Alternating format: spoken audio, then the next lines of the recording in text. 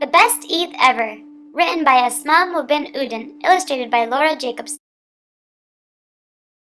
Aneesa sat in her bed, looking out the window. Her parents were away at the Hajj pilgrimage, and she missed them. Saudi Arabia was so far away from her home in America. She thought about last year's Eid holiday, when she had worn her new shalwar kameez with flowery orange henna designs on her hands. Daddy had said she looked just like a princess. Mommy had let her eat candy before breakfast.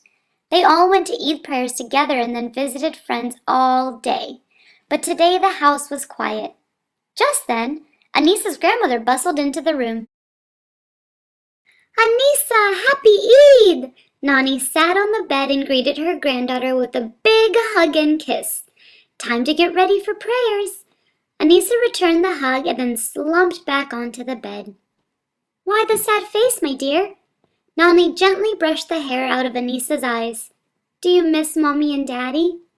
Aneesa nodded. She felt like she might cry.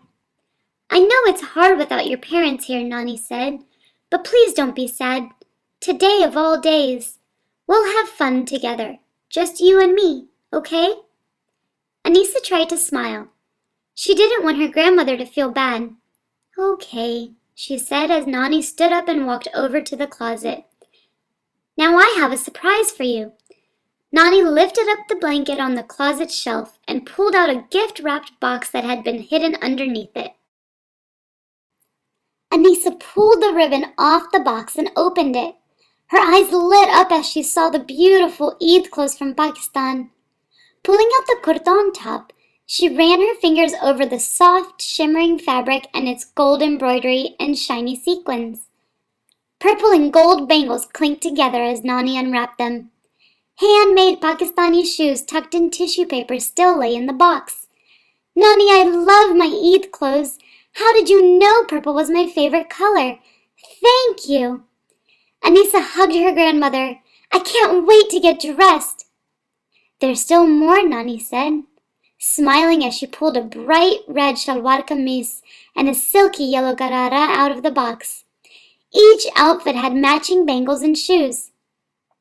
"There are 3 sets of clothes, one for each of the 3 days of Eid. Now, which one do you want to wear to prayers this morning?" "The purple one!" Nani smiled. "It will look beautiful on you. I'll iron it while you're getting ready, but first I have to stir the lamb korma." "Lamb korma!"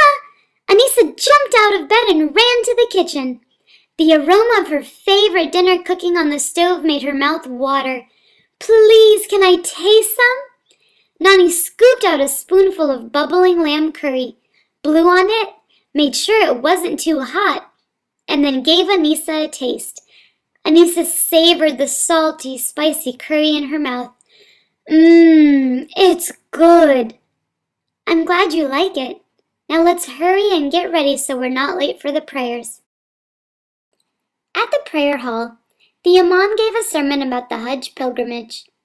Aneesa had a hard time paying attention because she kept thinking about her parents and wishing they were with her. After the sermon ended, the women and children in the women's section of the prayer hall folded their prayer rugs and greeted each other. Aneesa hugged so many people. The donuts on the back tables were quickly finished. Aneesa noticed 2 young girls standing alone, watching the excitement around them. The older girl's hijab was torn. The younger girl's dress fell almost to the floor, and she kept her arms bent so her sleeves wouldn't slip down over her hands. Aneesa walked over to them. "Why didn't you wear your Eid clothes today?" she asked. The older girl stared shyly at the floor. Seeing that her sister was not going to answer, the younger girl blurted out, "We don't have new clothes this Eid. We had to leave all our stuff and run away when a fire burned our house down." The older girl turned toward her sister. "Miriam, we have to be thankful the war can't get us now. We are safe and we are together. Papa says God will give us whatever we need. I wish Papa were here with us now, but ever since we came to America, he always has to work," Miriam told Aneesa. "He even had to work on Eid." But later he's going to bring Zainab and me candy, and we're going to the mosque together for the afternoon prayers. Before Aneesa could say anything, Auntie Selma pulled her into a big bear hug. Aneesa Berta, Eid Mubarak, my dear, happy Eid. You look so pretty, mashallah. As God has willed, you and your Nani come and visit me today, okay? Aneesa was swept up by other aunties and friends in hugs, kisses, and greetings. While hugging Auntie Barak, Aneesa saw Miriam pick up a piece of donut off the floor. The girl looked around quickly. Then she put the donut piece into her mouth and licked the sweet glaze off of her fingers. As people were leaving the prayer hall, Aneesa kept looking back at the girls. Finally, she let go of Nani's hand and went back over to them. She didn't know what to say, but she couldn't leave without talking to them again. Hesitantly, she asked them, "Maybe we could play together sometime." Instantly, Miriam's face lit up.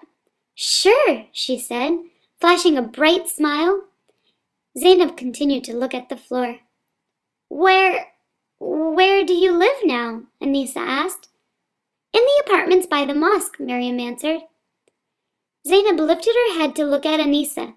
A small, shy smile crossed her face. "In number 63. A motherly woman ushered 3 children and Zainab and Miriam out of the prayer hall. At home that afternoon, while Nani was heating up the food for dinner, Aneesa told her about the girls she had met. Nani listened quietly. Sometimes, when families leave their homes because of war or other bad problems, they have to leave behind everything they own, Nani told her. Many families have come to America as refugees, looking for a safe, good place for their children to live and grow up. Does God help these families? Of course, my dear. God helps everyone. Nani was stirring the curry. But sometimes, not in the way you might think. Instead of just taking away the bad times, He might send good people to help them through the bad times. Meanwhile, the families have to work hard and trust that God's help is always near. Nani opened the oven door to check on the roti. Do you remember the story of Prophet Abraham, his wife, Hajj, and their baby Ismail? Aneesa nodded. Mommy and Daddy had told her that many of the lessons of the Hajj pilgrimage were based on this story. Prophet Abraham's family trusted in God, even in very difficult times, and God always took care of them. Nani and Aneesa said a prayer for Zainab and Miriam's family. Then Aneesa told Nani about a plan she had made. Later that afternoon, as shadows lengthened across the city, Muslim families were leaving the mosque after praying the Asr prayer. "Aneesa, sit quietly. Someone will hear you," Nani whispered to her granddaughter as they crouched behind the bushes outside the apartment building next to the mosque. "Here they come. Duck down." Through the leaves, they saw the 2 girls and a man stop in front of the decorated baskets neatly arranged on the cracked stoop in front of their door. "What's this?" In surprise, the man read the attached card. "Happy Eid to Miriam, Zainab, and their papa." Aneesa felt as if she might burst with excitement. Would they like the presents? Zainab and Miriam opened the baskets. "Wow! Beautiful clothes! Look at all the sparkles on this yellow shirt! What a pretty red outfit with matching bangles and shoes!" "I can't believe this," the man said softly. "Lamb and chicken, rice and vegetables, even desserts and candy. Who could have left all this?" "Papa, help us carry the baskets inside!" Miriam was trying to drag a basket across the sidewalk. "Put them down, girls," their father commanded. "We don't take charity." Their father paused. Then Miriam asked softly, "But can I keep the yellow clothes? I love yellow. And what about these sparkly bangles?" "No, my dears," their father spoke again.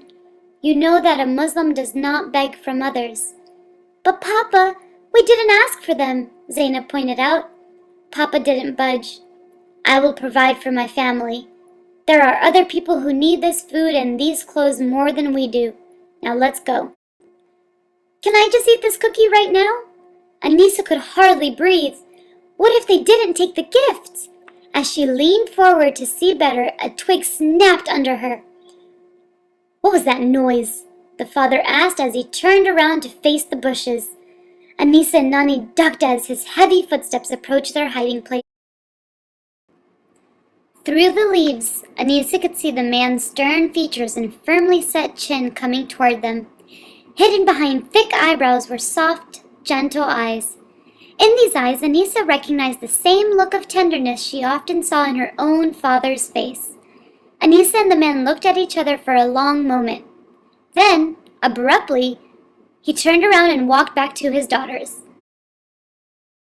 He knelt down on one knee and opened his arms. The girls wrapped their arms around him and Miriam climbed onto his knee. "Papa, there's more food than we need here," she said, small fingers gently touching his cheek. "Why don't we share it with the neighbors?" "And please, can we keep the pretty Eid clothes? Please?" asked Zainab. Aneesa saw the man's face soften as he drew his daughters close to him. As he hugged them, he nodded, and he smiled at Aneesa and Nani. After Aneesa and Nani returned home, Nani picked up the telephone and dialed. "Hello, I'd like to order a medium vegetable pizza for delivery," she said. After she hung up, she shook her head. "Eating pizza on Eid. My child, I have never had an Eid like this one." "Me neither," Aneesa said. "I can't wait to tell Mommy and Daddy about it." Later in the evening, as Aneesa and Nani snuggled up on the couch and ate pizza, they both agreed. This had been the best Eid ever.